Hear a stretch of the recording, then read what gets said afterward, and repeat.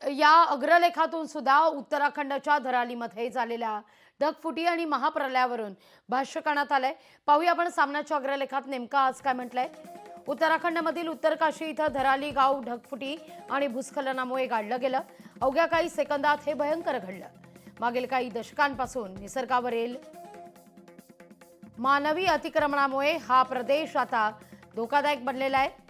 विकासाचा आणि पैशाचा हव्यास सर्वत्र माणसावरच उलटतोय. त्यातून ढगफुटी भूस्खलनासारख्या आपत्ती हिमाचल उत्तराखंडपासून केरळपर्यंत गावच्या गावं गिळंकृत करतायत.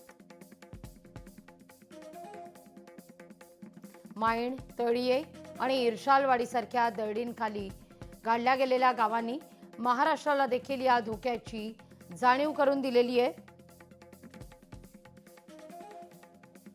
ज्येष्ठ पर्यावरणवादी सुंदरलाल बहुगुणा यांनी 1970च्या दशकामध्ये दिलेल्या इशाऱ्यांकडे राज्यकर्ते आणि सामान्य जन यांनी दुर्लक्ष केल्याचा भयंकर परिणाम आज उत्तराखंड आणि हिमाचल प्रदेश ही दोनही राज्य भोगत आहेत,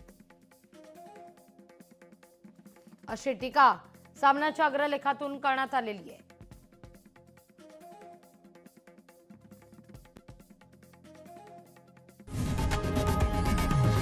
लोकशाही मराठी ऐका, पहा, जागरूक रहा.